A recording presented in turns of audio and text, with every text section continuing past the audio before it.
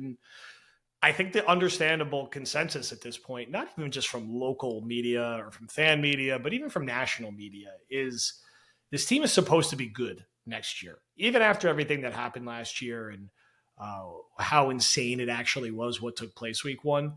The general expectation is for the Jets to win double-digit games next year in most places. And I'm sure their final Vegas over-under closes at like 9.5 or maybe even gets up to 10, especially when you look at the schedule and you look at some of their matchups, even though it's a funky schedule with the high volume of primetime games.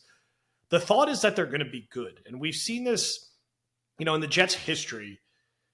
There was a long period of time where the years like you thought they would be good, they didn't end up being good. And the years the expectations weren't that high, they ended up exceeding them. 2015, 2006 always come to mind. Those teams weren't supposed to be that good. They won double-digit game those years. Even like 2004, they were supposed to be okay. They started 5-0. They won a playoff game. 2009, I don't think anyone thought they'd be in the AFC Championship game. Really the only 3 times in relatively recent memory that the Jets were supposed to be good. It was 2010, and they were good. And they were really good, playoffs, and they were right there to get to the Super Bowl. 2011, which they were 8-5, and then we don't have to go into detail about what happened from there. 2016, coming off the 2015 season, but there was already some shaky vibes with everything that happened with Fitzpatrick's contract and everything around that. So there was plenty of people who were wary that 2015 was just sort of like a one-year fluke, and that's what it proved to be. And then last year they were supposed to be good, but that like evaporated immediately. This year, this is the best I can remember people expecting them to be probably since 2010. And it's not just Rodgers. It's that they got Tyron Smith. They got Mike Williams. It's that they did something smart in the first round that mostly everyone seems to agree was smart. It's that they've got Hassan Reddick. I don't want to lose him in the shuffle either, like one of the best edge rushers in football to go on an already great defense.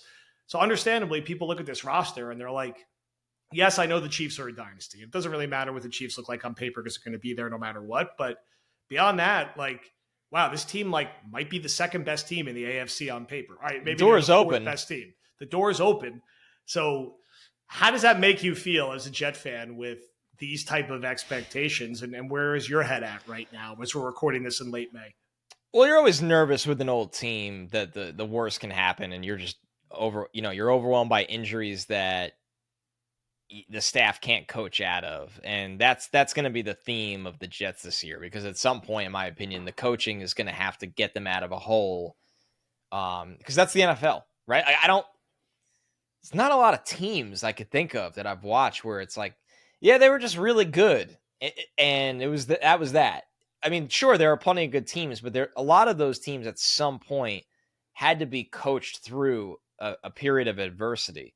And we say this all the time. To be fair, Saleh and Ulbrich have done that on defense now for multiple years. The defense has kept seasons alive when they had no reason to be alive. The offense is a little bit different, because if Rodgers at 40 gets hurt, do we think Hackett is an acceptable option as the orchestrator of the offense when Tyrod has to play? No, nobody does. So are they just talented enough that they can overcome that? It's not a position you want to be in. So that's going to be the story of the Jets. Or are they just so talented that those moments where they're facing adversity that they need coaching are limited because they're just that talented? And to be fair, very well coached on one side of the ball. And special teams traditionally the last year or two has been very good. So that's what's going to be really fascinating with the Jets. And you're right. It's not that like 2010, I feel like the Jets were expected to be pretty damn good because they came out of nowhere in 2009, where it was like, okay, you made it to the conference championship. Now you're that team. Like, can you get over the hump? And they came damn close. I wouldn't call 2010 a disappointing season. They just couldn't get over the hump. Yeah. And then after that was disappointing. This year, the Bills are still favored in this division. Like, everybody's ignoring that. It's kind of the Bills and then the Jets and the Dolphins and then the Patriots. It's a very funny world to be in right now. But you look at the conference wide, the Chiefs get the benefit of the doubt because they've earned it. The Ravens and the Bengals, are really good. The Browns have a great roster, but massive questions under center. I think a lot of the South has been a dumpster for so long, and it feels like they're turning the corner all at once because CJ Stroud is awesome and the Texans look great. I think Trevor Lawrence and that Jacksonville team is going to be fine. And I really like Shane Steichen and what Richardson can be if healthy. So it's a weird one. And the Chargers are going to be a problem eventually under Harbaugh. Maybe it doesn't happen this year, but it's coming. So it's just wide open where I'd rather it be that way than you're looking up at 5 teams and you're like, oh man, we just don't have the bullets to roll with this many teams. Even if 2 of them deal with injuries and we pass them, there's 2 more. It just feels like if you stay healthy and you are who you've been, a lot of these guys on the roster, the Jets are going to be right in it. And the Jets are built for the playoffs. That's the thing. Now, can they get in is a different question, but defense travels. They can run the heck out of the football with what we think might be the best running back in football or a top 3 running back in football. You got a quarterback that's been in the biggest moment there. So, but you got to all collectively get there. You can't go limping in. There's just a lot of different questions around what happens when you get there if you do. And that's what this season is for. And that's what they've been building up this depth for on top of the star talent at the top. Yeah, I mean, look, it's the last dance Jets. We've been saying this for a reason. There's a very narrow window here. It's very hard to put yourself in a position where you have a quarterback who theoretically should be good enough to win it all. And you say that because he's a first ballot Hall of Famer. He's won multiple MVPs. He has won it all before. And those are hard things to come by. So when you have that and it's fleeting because he's at the end of his career and coming off a major injury, you have to do what the Jets did, which is like, and they didn't even really take that big of a risk, right? Mike Williams, Tyron Smith, these are 1-year contracts. Morgan Moses, in a way, is a 1-year contract. Like, they didn't break their cap permanently.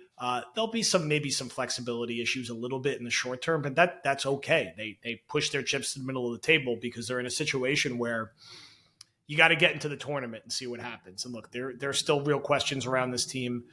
There's some areas we'd like to see more depth at: receiver, safety. The offensive staff and the coaching staff as a whole still has some questions. The front office did a good job on paper, but it actually has to work all together and get to a winning record before they get the full sort of praise and the full flowers. But if this team is healthy, there should be enough there to be consistently good this year and be a team who, it becomes pretty obvious pretty quick, is going to make the playoffs. And when you get in there, anything could happen, especially when in any given game you could have the best quarterback. Am I putting Aaron Rodgers ahead of Mahomes or Josh Allen right now? No, he just hasn't played 17 games. No, but on any given day, could he be? Yes, absolutely. Right. Especially if you take advantage of maybe the division not being quite as good as it's been in the past. And, can you get yourself a home playoff game? Can a team that, can you play Buffalo but be at home? Can you play Cincinnati but be at home? How can you take advantage of that potentially? And the Jets are good enough to theoretically be in that mix, especially if a guy like Breece Hall or Garrett Wilson pops the way we think that they can with the right quarterback play, and they could go into a different stratosphere of really being like a star and making a difference. So we're going to see. It's an exciting time, and it's okay, again, for a Jet fan to be like, yeah, I think the team will and should be good this year if they're healthy. I think that's a fair caveat. I think both of us would pick them to win between 10 and 12 games if asked right now. Maybe it's 9 on the low end and 12 on the high end, but it's somewhere in there. It's not 7 and 10, again, like we've been predicting forever. So I think it's generally exciting. I want to close with a non-footballish question. I'll bundle these together from Boy Green, and then we'll wrap the pod. Basically, highlights from the honeymoon. And is that the longest you've ever gone without recording a podcast in your life? And he asked me the similar question of what's the longest I've been without recording a podcast in my life? And I actually think it was for my honeymoon. I went to Greece for 9 days, and I don't think there was any podcasting in there. So 9 days is probably my longest without podding.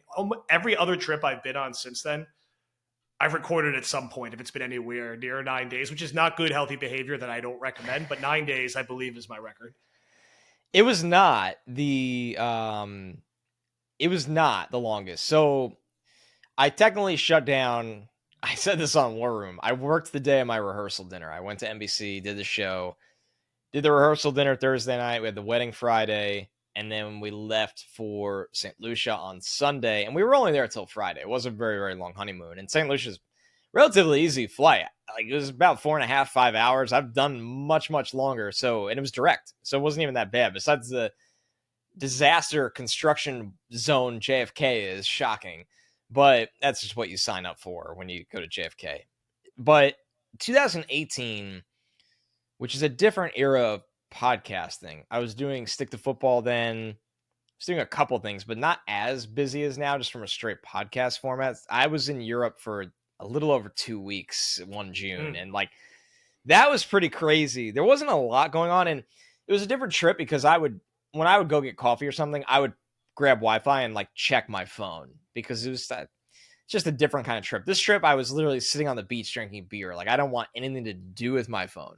And I always had access to Wi-Fi if I wanted it. It wasn't that I had to go find it. Like that's how traveling Europe often is. If you don't have cell service, which I don't get. So on purpose.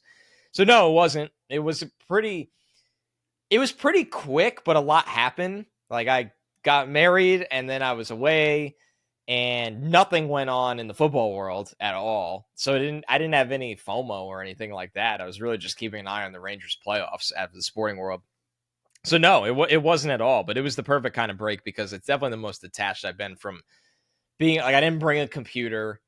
I brought my phone, but I really had not much to do with it at all. I think I even posted Instagram stories one day. We went out on a boat. No other day was I even on Instagram posting stories. So it's the best way to detach. And the best part is you do gain back that like, oh man, I really miss it. Like I was really excited. Not that I'm always very excited to do Badlands because we come on here and have a really good time and kind of just say unfiltered whatever the hell we want because we work for ourselves here. So, but it's nice. Yes. But it was like there's nothing going on in the Jets world, and I was like, let's talk about some previous year of the Jets and what rewatchables we're gonna do. So that's what makes it really fun is you kind of get the itch back to podcast again, even in a dead time of year.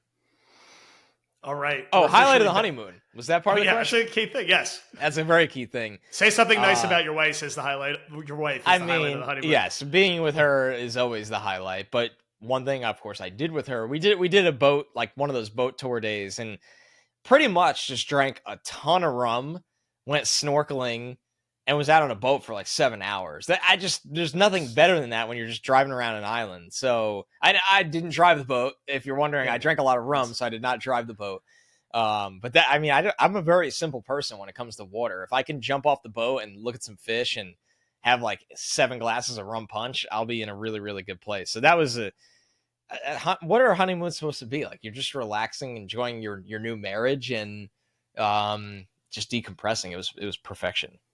There we go. St. Lucia, 10 out of 10. There we go. Needed time away at the start of the summer. Well-deserved time away. And now we're back. Check out War Room from yesterday. Check out some bonus content we'll have hitting Thursday. Check out all the Buck the Trend film rooms that are hitting every Friday. They're awesome from Dan. Check out the other guys' quarterback series, which has been incredible. They got another episode upcoming, a 4-part series. Check out TOJ Talks. Fee's busy, as always, and Connor's going to drop in some surprise film rooms, and we're going to get our rewatchables going in June. BadlandsTOJ.com. Polo shirts, golf outing information is hitting this week. Sign up for Underdog using promo code Badlands for 50% off. 50% deposit match up to $250 with promo code Badlands. And that's it. Thank you, everybody, for listening. And we will be back next week and talk to you soon.